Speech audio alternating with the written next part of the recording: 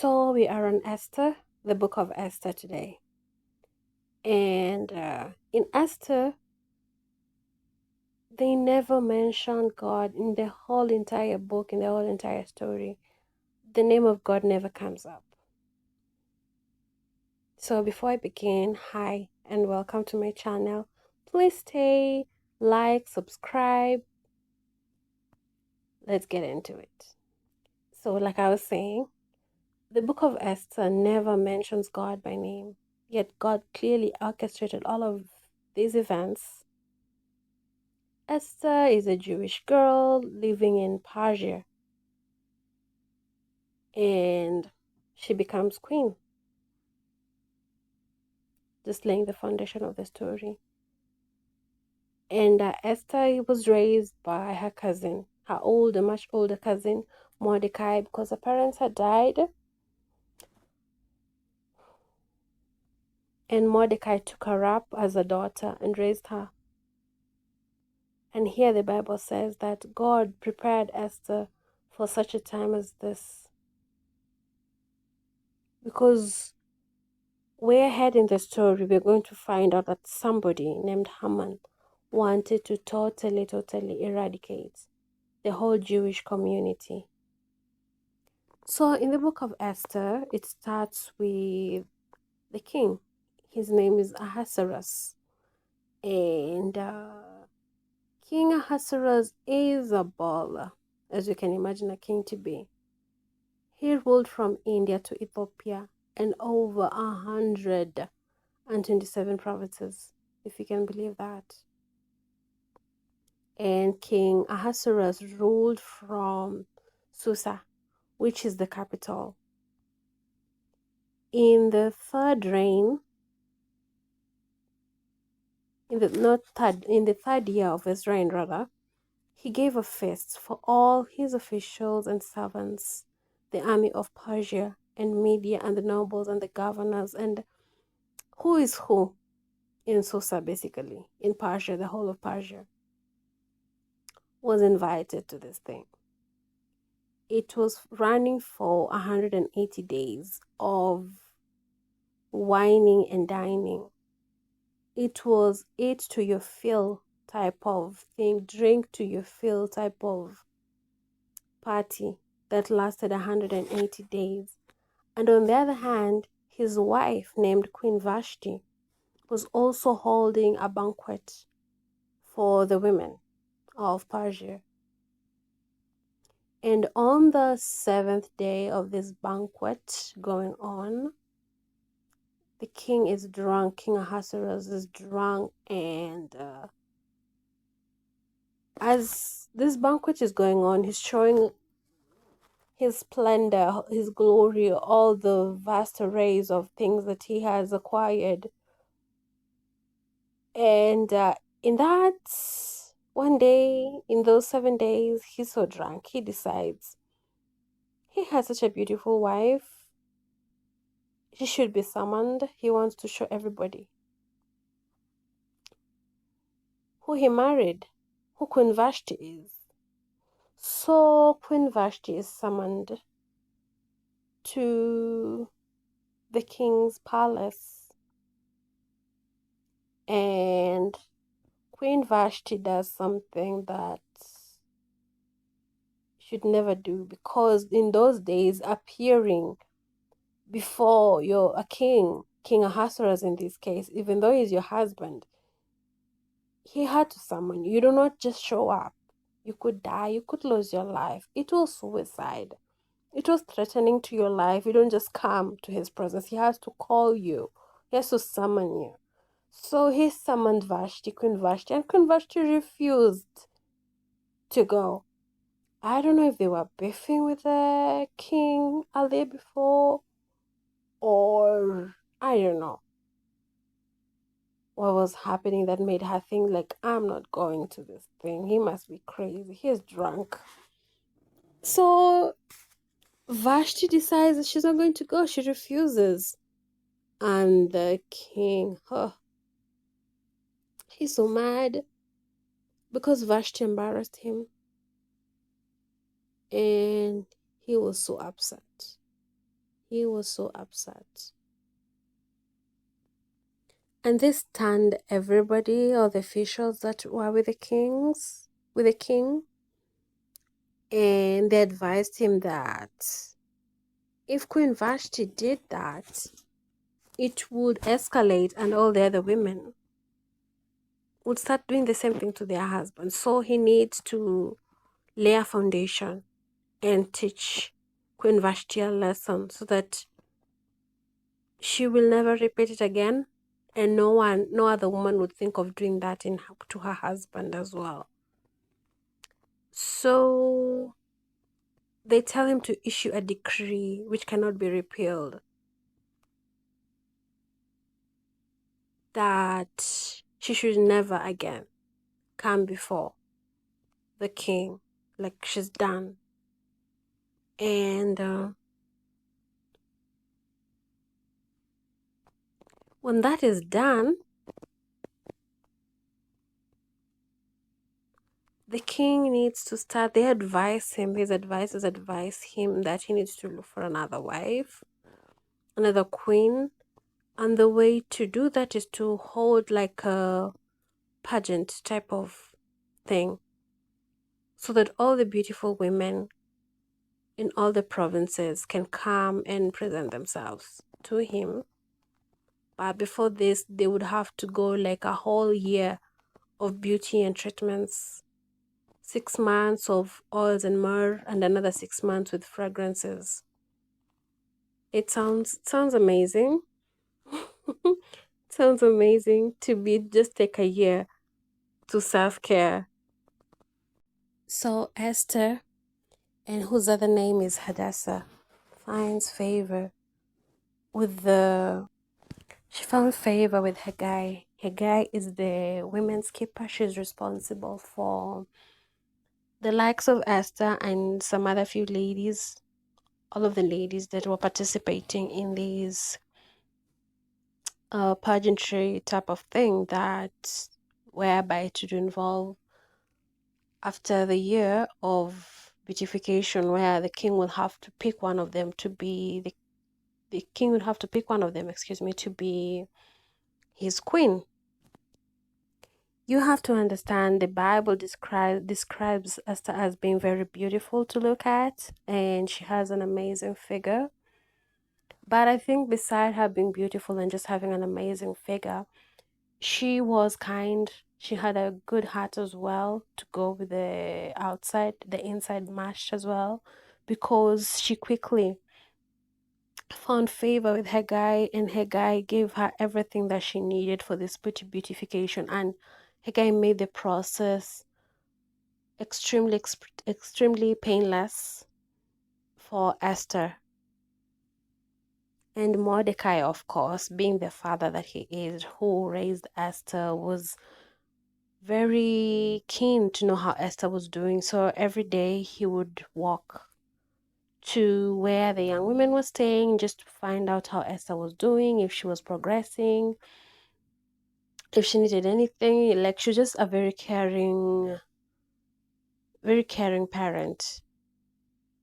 Even though he is her cousin, he was very caring to her.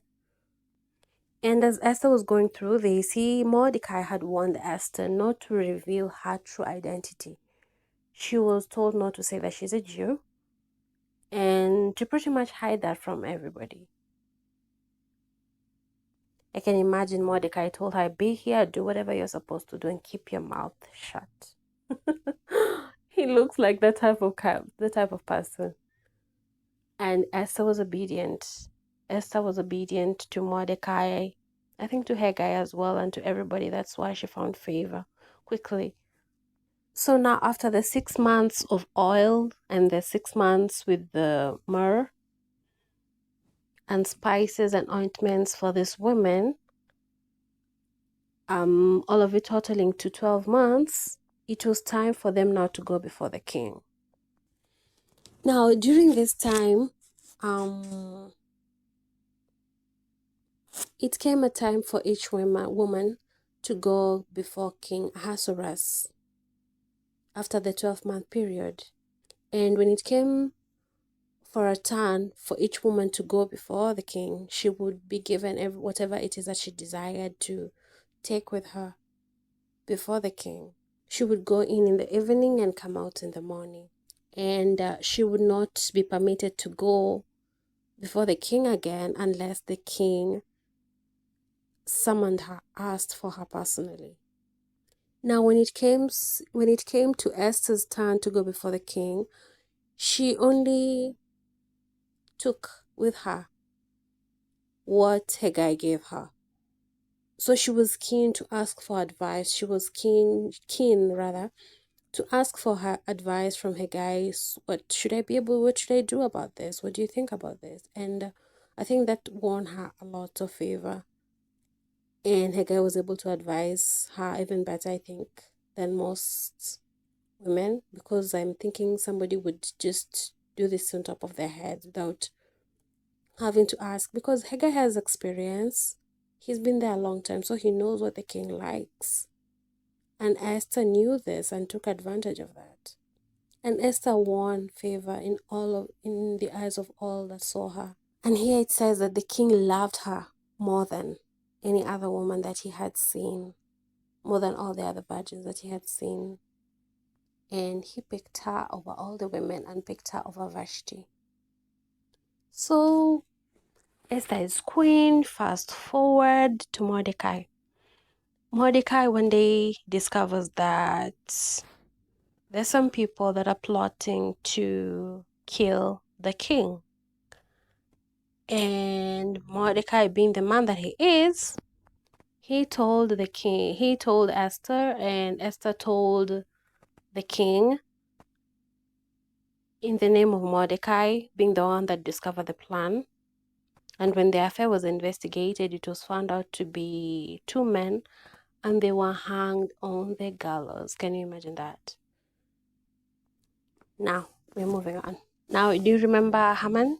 I think I talked about him when we were starting the introduction. So, Haman is promoted. He is a big shot, and everybody basically bows to him and pays homage to him every time. And Mordecai did not care for that. He did not care for Mordecai. He did not bow before Mordecai. He was not afraid. Not Mordecai, Haman. He was afraid.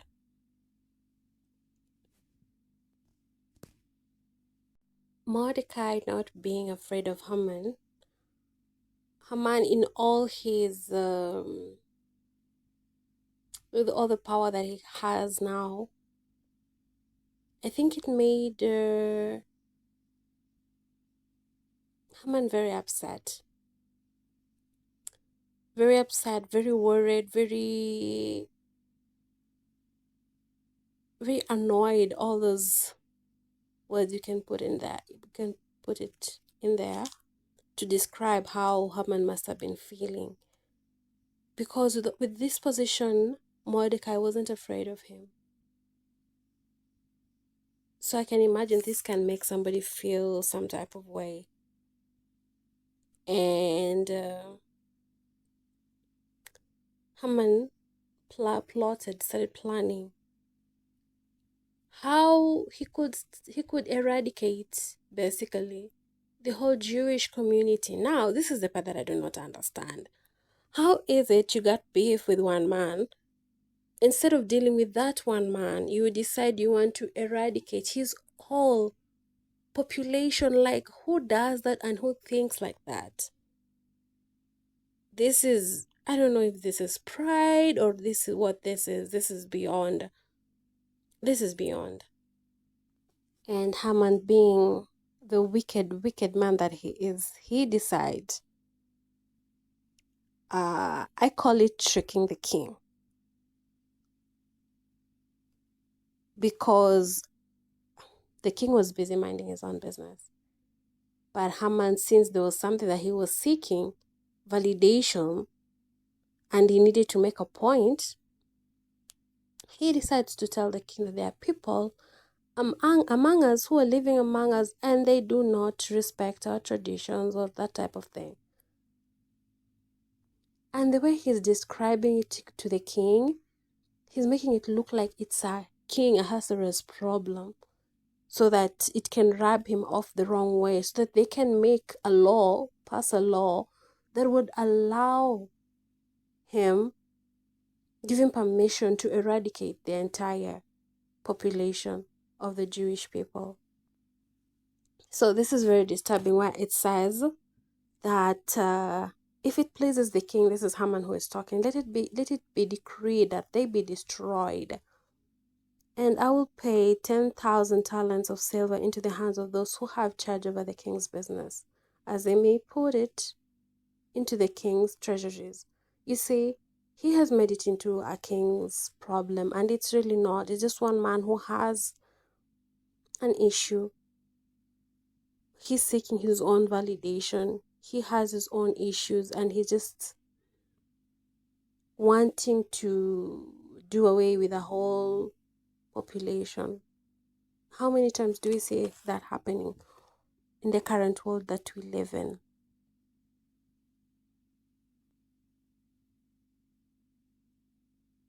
So the king agrees, and he seals this decree with this signet ring, meaning it cannot be overturned.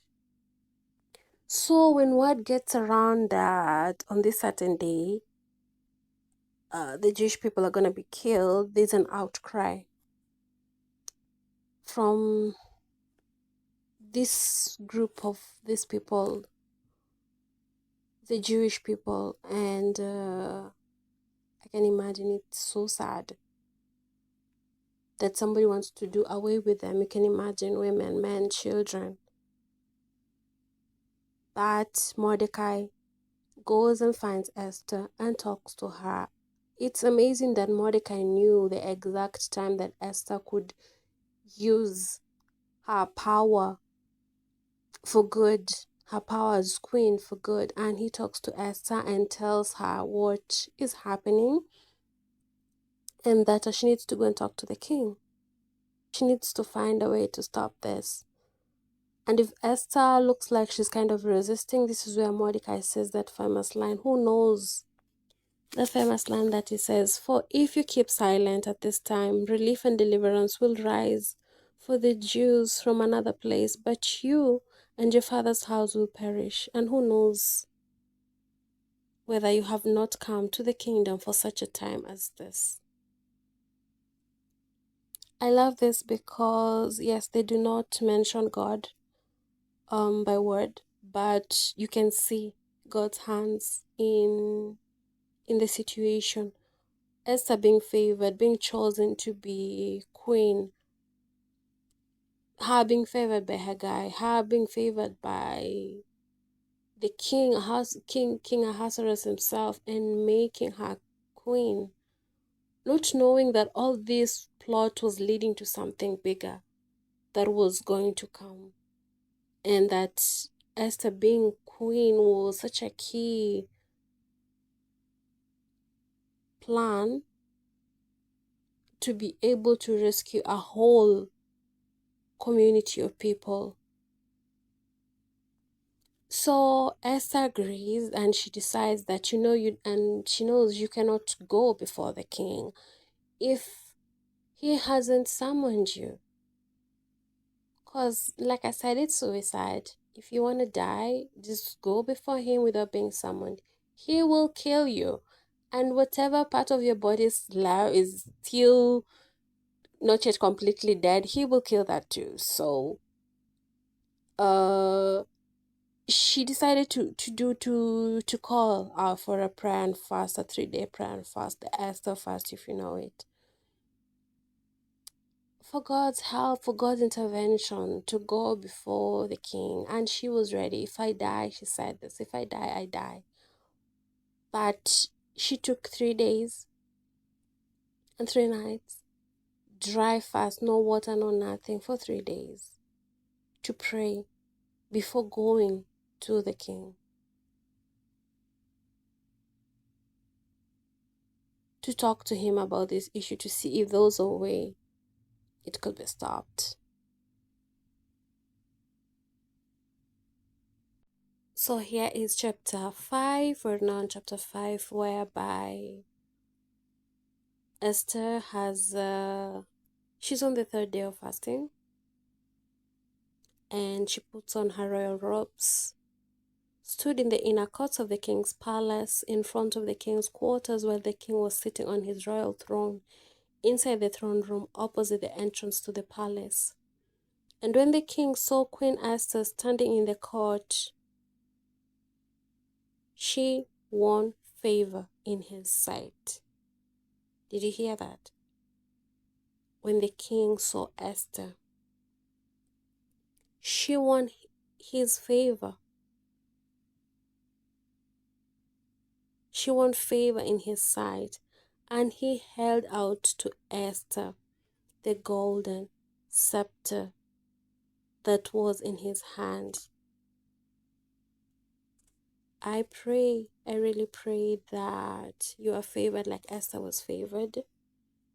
That when you take time to pray and seek the Lord, that you will not be ashamed.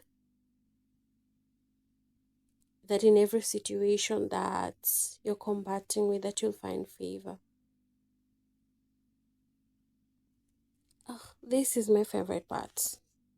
She goes to the king, and when the king holds out his scepter, and Esther reaches forth and touches the tip of the scepter, it's safe. It means that it's safe for her to come in and talk to him.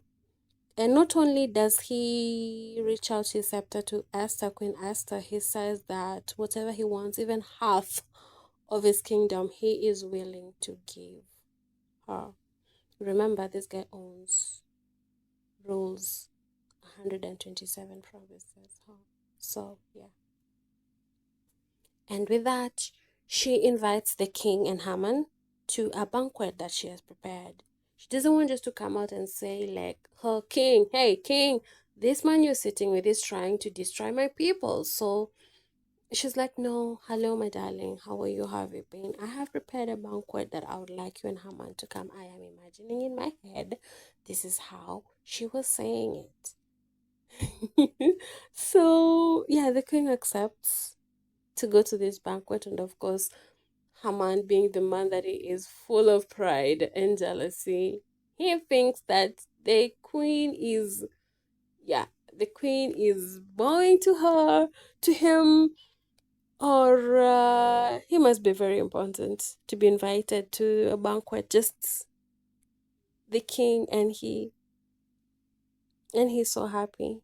After the banquet, he went home, he told his wife all the stories, and made them pull out the chairs and seats so that he can tell them how important he is, that the queen invited him personally and the king to a banquet, and that he is a big shot, just in case the family doubted. On this night in chapter 6 of Esther, the king couldn't sleep. Yeah, the king had insomnia too on this night, and he couldn't sleep. When he couldn't sleep, he decided to give orders for a book of remembrance to be brought to him. And they were reading it to him. The people who read books to kings. So they were reading these past events that had happened, that have been recorded.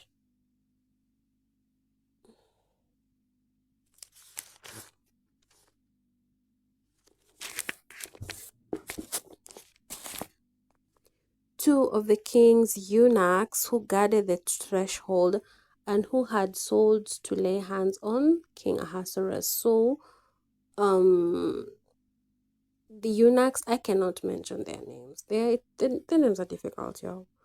So they were told this information of how, you remember, there are some people who had plotted to kill King Ahasuerus, the ones that were hung on the gallows. Yeah, those ones. So everything that was done was recorded. How Mordecai was the one who was the whistleblower to all this story. It was recorded. And on this night, the king is not able to sleep, and he opens up the books of memorandum, and he is reminded of that this happened, and he wonders, was Mordecai really rewarded for his goodness, for doing this for me, for saving my life. And then he's like, the eunuchs are like, no, he was never rewarded. And the king is like, yeah, then we need to do something about that. And this has always made me think that,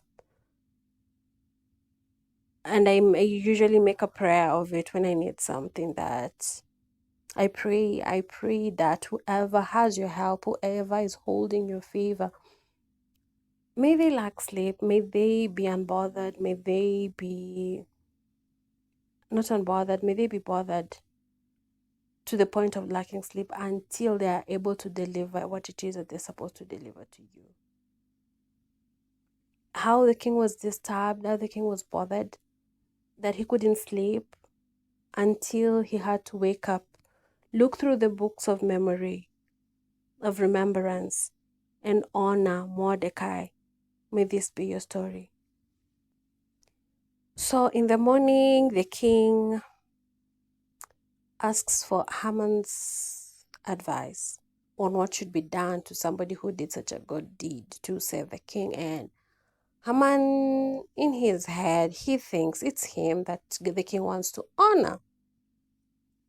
So he describes the best possible way you can honor somebody, thinking that it's him. So of course he's describing it for himself, that he should be given the king's robe and the king's ring and ride in town with the around town on a horse or the king's chariots. And there should be somebody who would be yelling and basically letting the people know that this is the most honored person that the king is honoring. So the king is like, yeah, good. Go do that to Mordecai. Oh my God. Haman wanted to die. I'm thinking he wanted to drop dead. He wanted the ground to open up and to eat him up, because at this time he was coming to tell the king that he wants Mordecai to be hanged. This guy is just something else. And this is what happened to him. So he was so embarrassed. In the evening, he went home. He told his family what had happened to him, how embarrassing it was. So in chapter 7, Esther reveals Haman's plot to the king. And this is the time that Esther chooses to tell the king that she's actually a Jew. And by this time, the king doesn't care. He's so in love with Esther. But because of what Haman was wanting to do, the king is so mad. He is so mad. He goes outside, he comes back, he finds Haman trying to beg for his life. But the way it's looking, it looks like he's attacking Esther. So the king is even double upset. So the king orders Haman to be hanged. Not just Haman, but Haman and his whole entire family. His whole entire family. You could feel bad for him, but what he was about to do was just pure evil. But his whole family is hanged, and the way they were killed was in the same way that he wanted to almost do to the Jews. Esther saves the Jews, and everybody is happy. Everybody is happy, but remember, when the king issued the decree, Haman made sure it would not, like, it cannot be cancelled. So the killing was still coming, but at least they were given, the attacks was still coming, but at least they were given permission to also defend themselves with everything and anything that they could against the people that had been left, who would still want to cause harm to the Jewish people. So when the day rolls in, the set date rolls in, and the attacks begin. Because remember, even if Haman is dead, they still have enemies who will still want to do harm to them. So when this enemy came up to want to cause harm to them, they were ready to defend themselves. They were given permission to defend themselves. And the Jewish won. They destroyed all their enemies. They killed so many people. And they were so happy, and there was celebration, and there was whining and dining again. I'm thinking they drink a lot during that time, in that time. And they were happy because this was something amazing. They had been saved from complete annihilation. They had been saved. And it was worth celebrating. And with that, Mordecai was promoted. And he was second in rank. And he so deserved it, because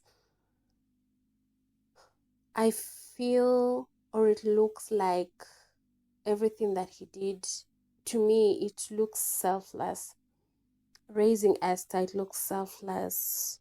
Pushing her to be queen, to enter this pageantry thing, to be queen. And he doesn't look like he was jealous at all, even when Esther became queen. It's just that he needed her to do something when the time needed for her to perform her duties, and that was to save the children of the Jewish community. And yeah, I think for me the star is Mordecai here. They play all key roles. Esther, I love her part as well. But yeah, Mordecai took it home, because if it was not for him, I don't know how this story would have gone. So thank you for listening. I hope you enjoyed this episode. Let me know what you think, and I'll see you on the next one.